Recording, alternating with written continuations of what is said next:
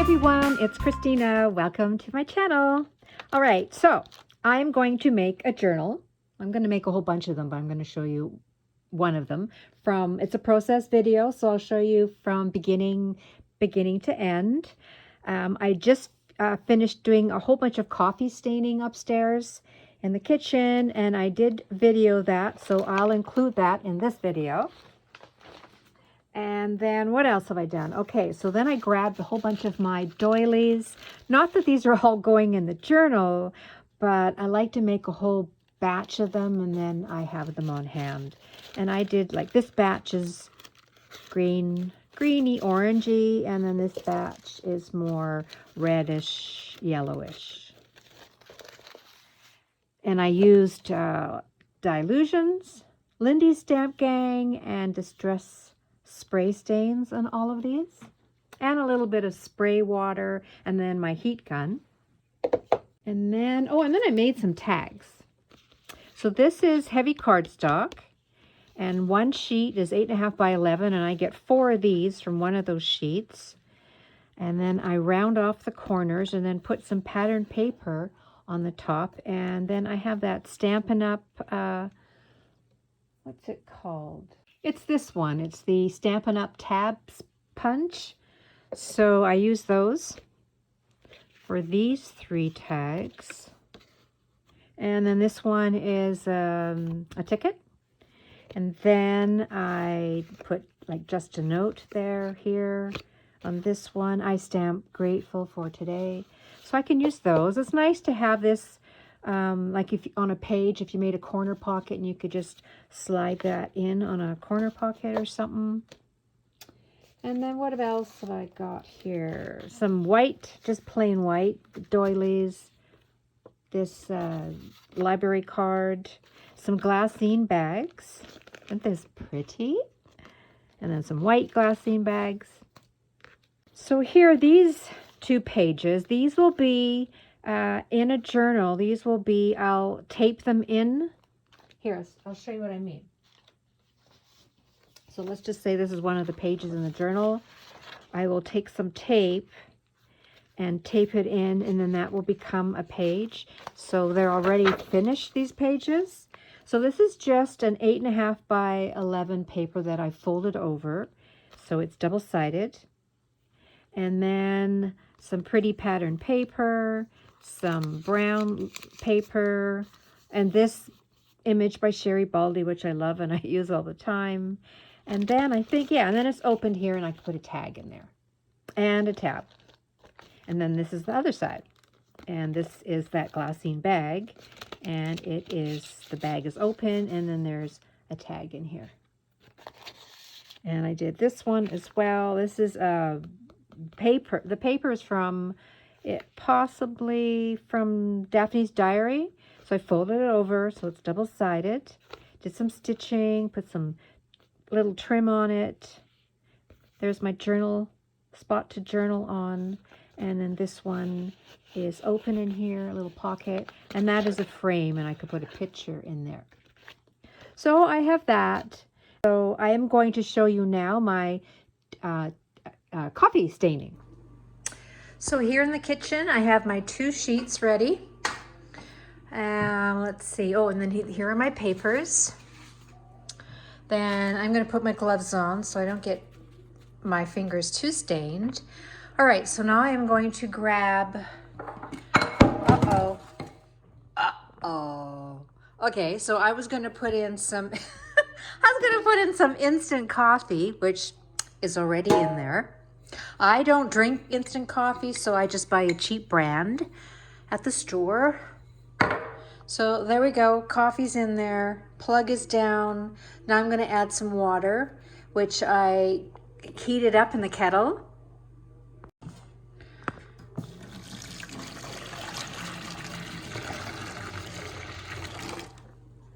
And I'm going to add a little cold water because it's a bit too warm.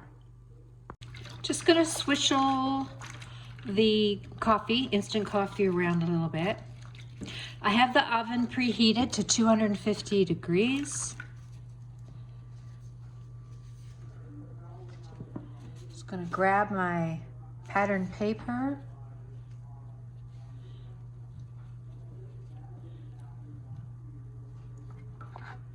put it on the sheet, and then I'll grab another one.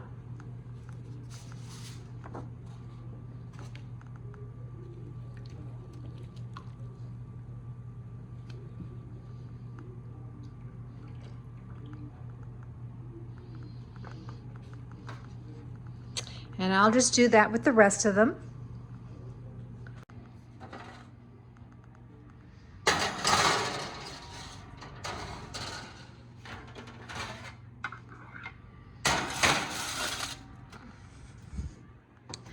And I'm just going to put the timer on maybe 4 minutes, and then I'm going to check. I don't want it to burn.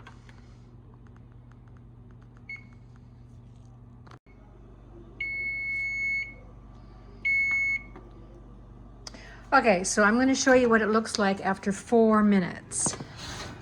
Because I know it's not ready, but I just like to always, you know, check it. Oh, actually, having my gloves on is not a good thing.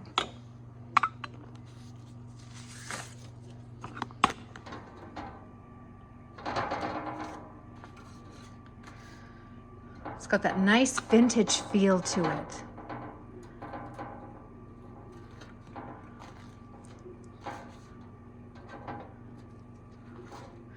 Okay, and I'm going to put it back in. Let's look at this one.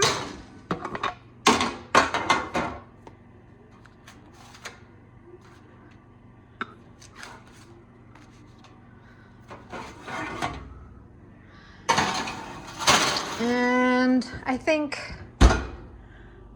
let's put the timer on for 3 minutes.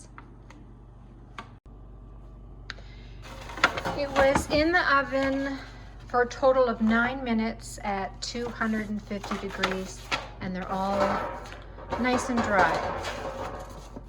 Okay, this one is still a little bit damp, but see this here, this is where the heat comes out from the oven. I'm just gonna lay it there for a little bit and then get the next batch going. Coffee stained and dry. Next thing I'm going to do is iron them to flatten them and take out some of these bumps.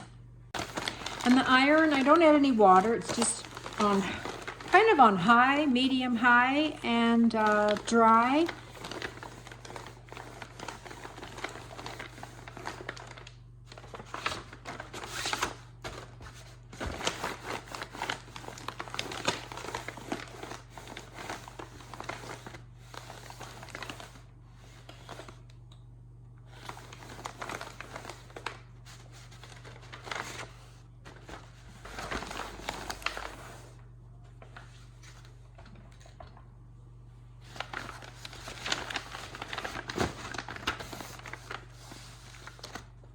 I also coffee stained some of these vellum finished mixed media pages or cards,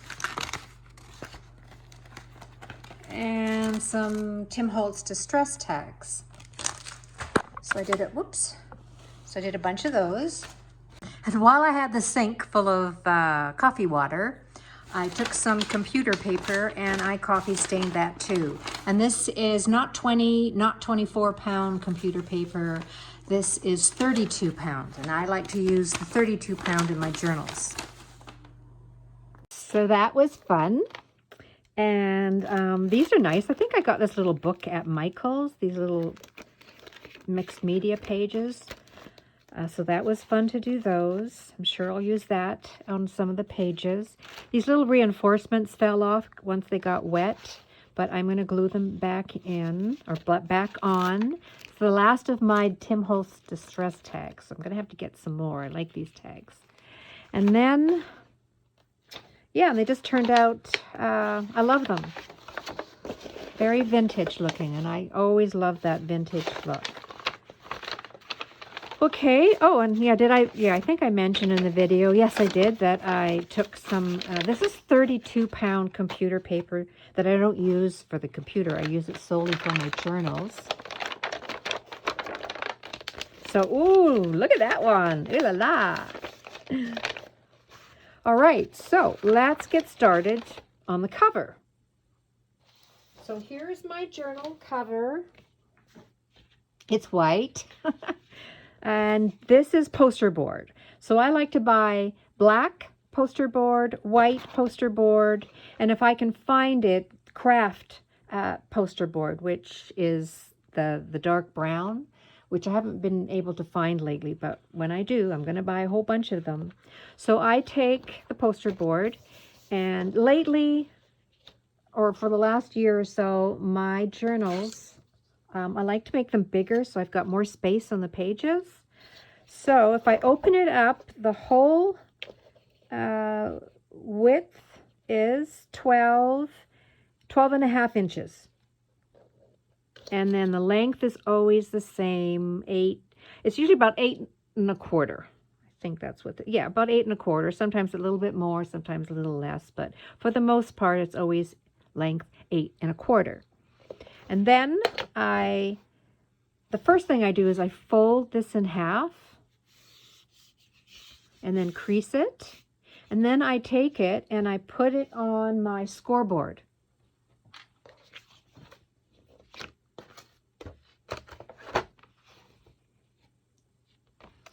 And then I take that middle line where I just creased it and I put it on my scoreboard. I usually put it right here. I've already marked the 6 in black.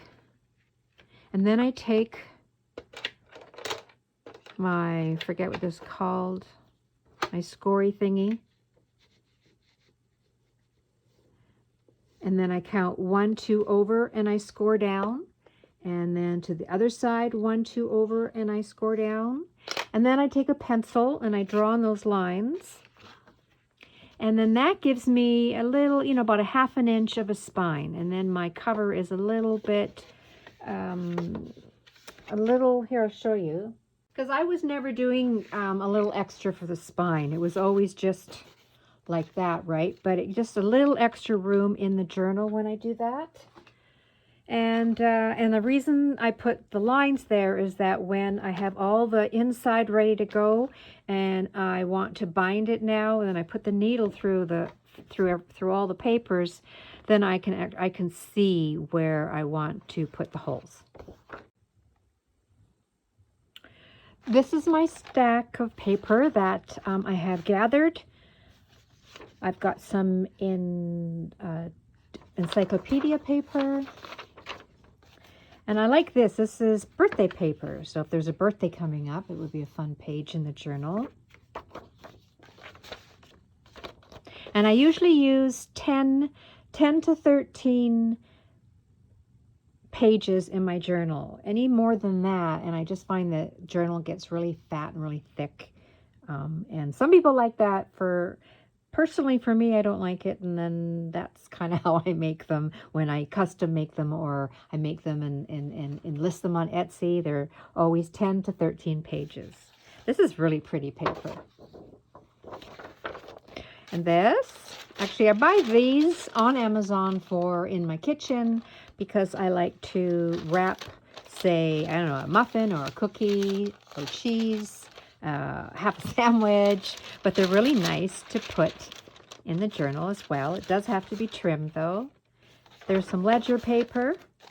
This was years ago. McDonald's was giving coloring paper out for the kids to color at the table. So a friend of mine grabbed some for me. So I've already added some trim along the side and folded it already. So there's another page.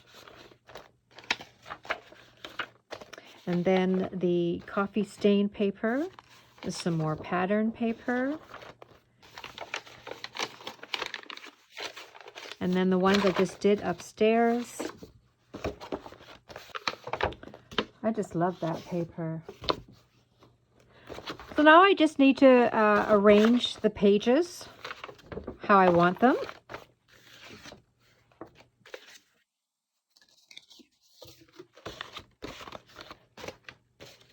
And let's see. Oh, that's so pretty too.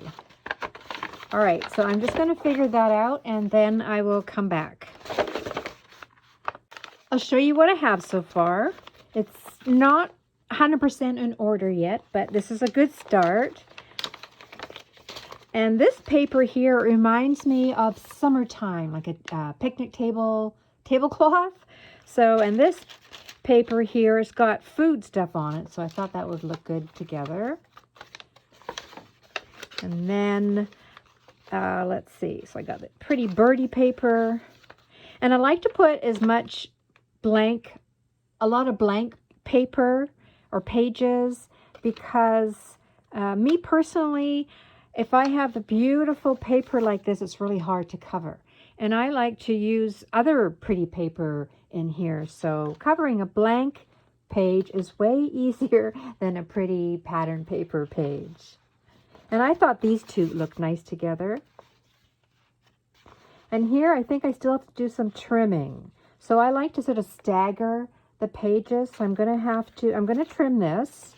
So I think I'm just going to do that right now.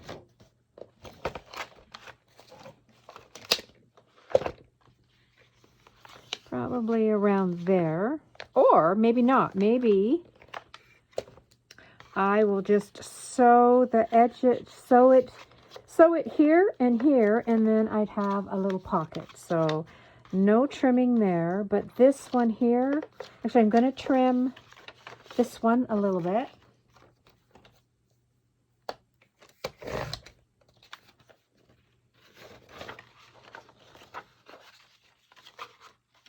And this one too.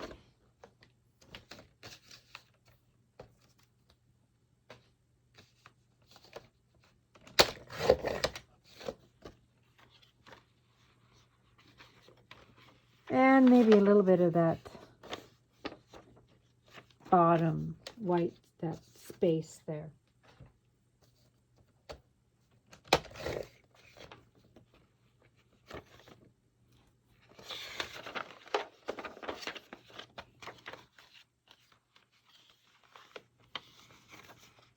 So this one I will trim.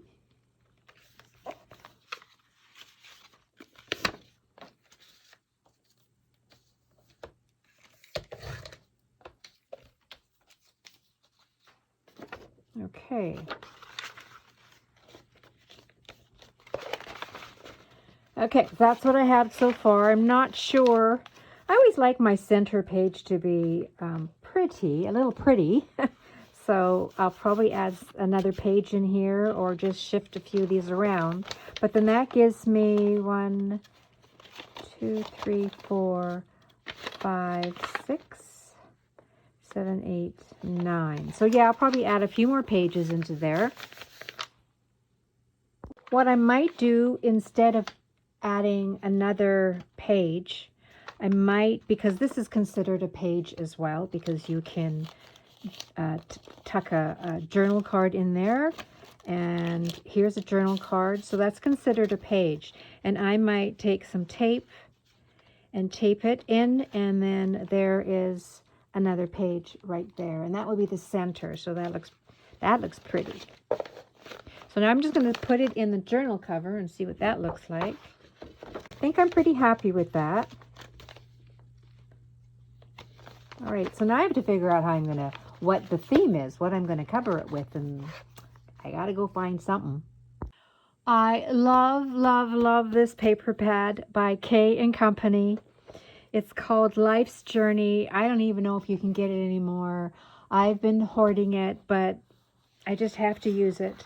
I love every page in here. Okay, maybe not this one so much, but they're double-sided. So if you don't like the front, you got the other side to look at, right? So I want to use one of these pages for the front and for the back. I'm going to show you some of the papers that I've taken out that I want for the front cover. I'll show you some images I want to use as well. So these images here, I can't remember where I got them. If I can find them, I will link them down below. So I printed 2 images per sheet. Cut these ones out already. This little girl, she's got her paintbrush, her camera, a little backpack behind her, and it says "About Me." Lovely. I love the cap. So cute. and Fashion Girl. Fashion Girl, if I were to use this one, I don't think I'm going to use her, but if I was, this paper in the background would be perfect. The world, and then her on the front there, because she's got the suitcases and her backpack. But I think I want to use this one, this image. And these are the papers that I like, just because some of the color in the image would go really nice with this paper. So if I glued this on the front, and then I would have her on the front as well, and that goes nice together. Same with the other side. Oh gosh, I'm going to have the hardest time choosing a paper. I don't know. Oh, and then this one. Another green. Green on one side, brown on the other. She stands out better when it's darker too. And this one I think is really pretty as well. I already have them cut. So I have to decide, and I would do sewing stitches on it. I'm going to ink it, but I have decided to go with this one right here. So what I'm going to do is change the thread on my sewing machine, and then I am going to sew the page onto the front and back cover. That's what the stitching looks like. And then I'm going to, I did some inking already. I used the brush corduroy distress ink. And then remember the map paper?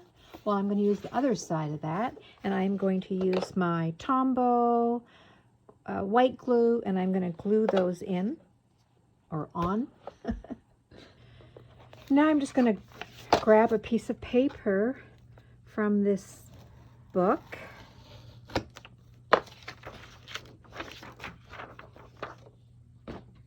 And I'm going to make an envelope. So I'm going to do a 3x4 envelope. So I need to cut this 6x6.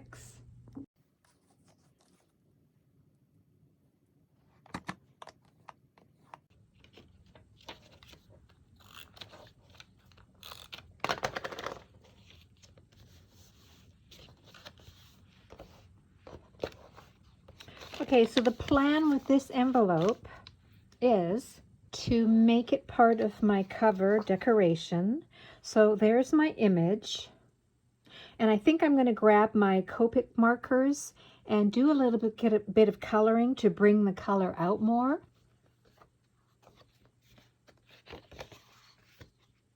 So the other side of this paper looks like this, which I'm also going to do some stitching on it and inking it.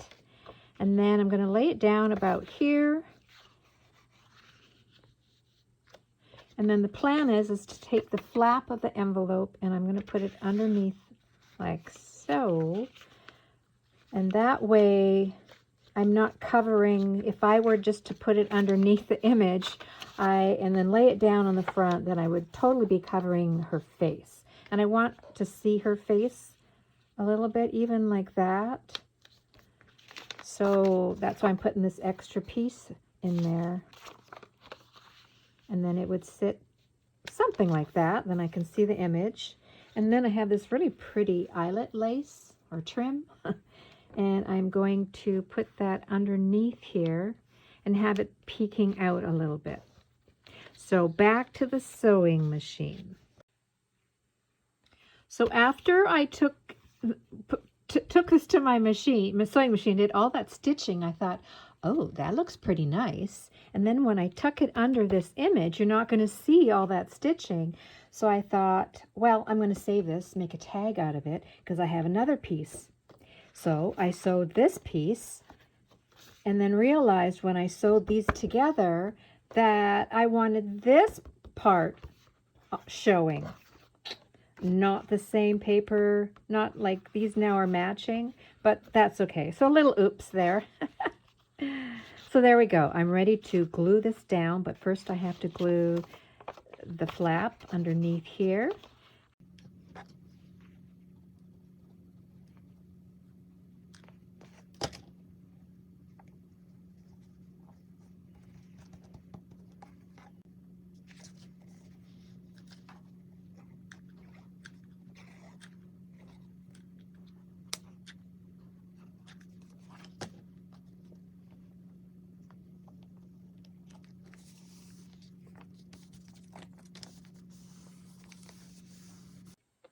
Now that everything is sewed on and glued on, I want to cover the front of the envelope.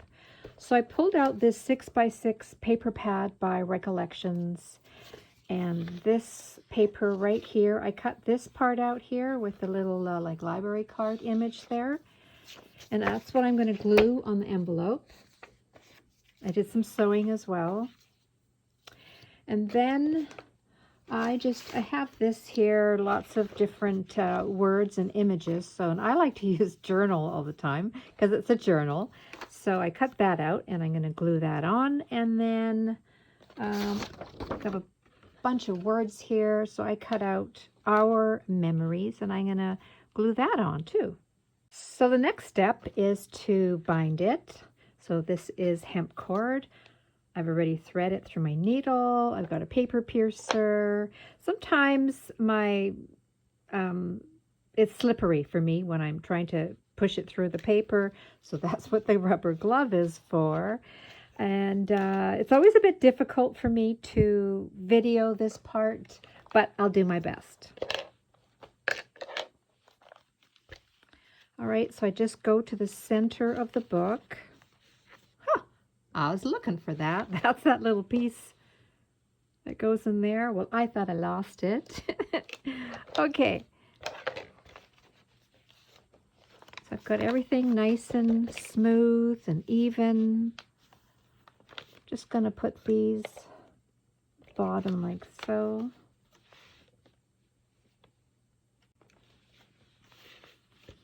Then I take my paper piercer and I don't measure, I just eyeball where the center is.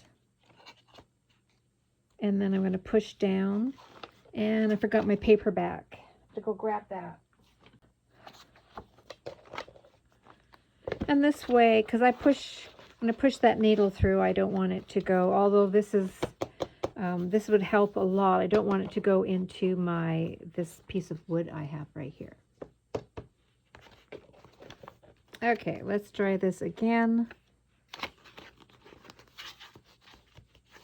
Eyeball the center.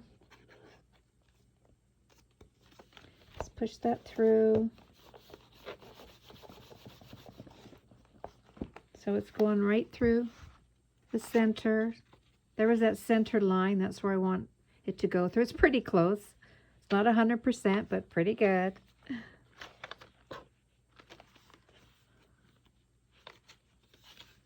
Then I'm going to take that out, and then in between the middle hole, I go halfway through again and press in.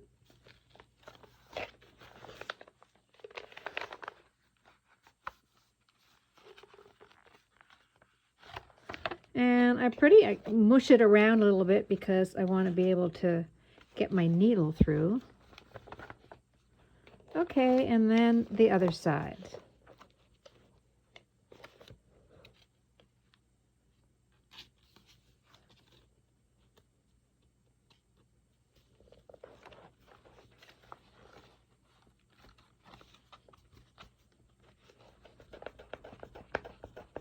Grab my needle.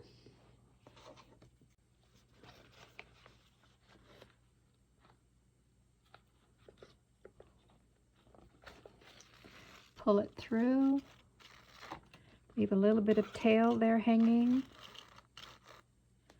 And I'm going to come up through this hole.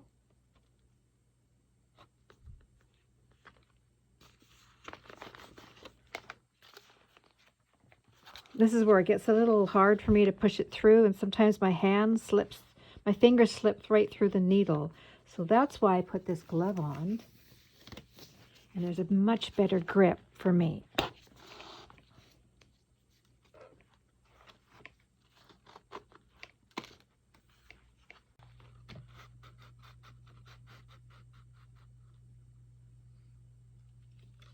Okay, then through the lower one.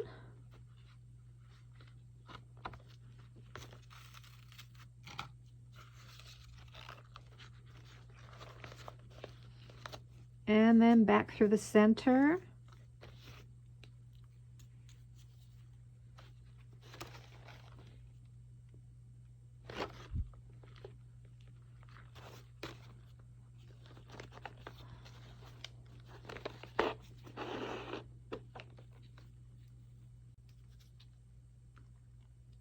I'm just going to take these two end pieces and one's on one side of this piece, one's on the other. I'm going to pull tight.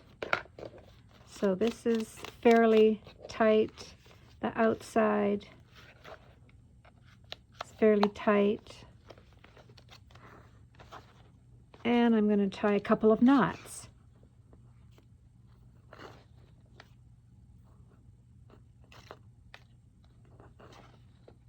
And then cut.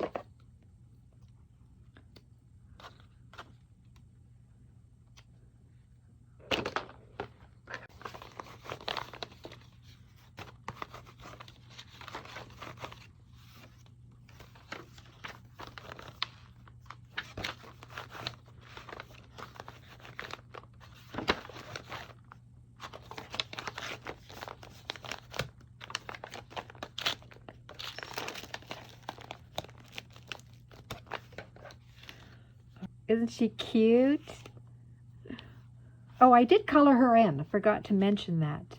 I did take some Copics and add a little bit more blue, a little green, pink, and yellow. I added some blue to the camera and to her shoes and a little bit to her dress. So I'm going to end the video here, and I think I'll do another video, and that one will be decorating the inside a little bit. So that's it, everyone. Appreciate you watching, and we'll see you soon. Bye-bye.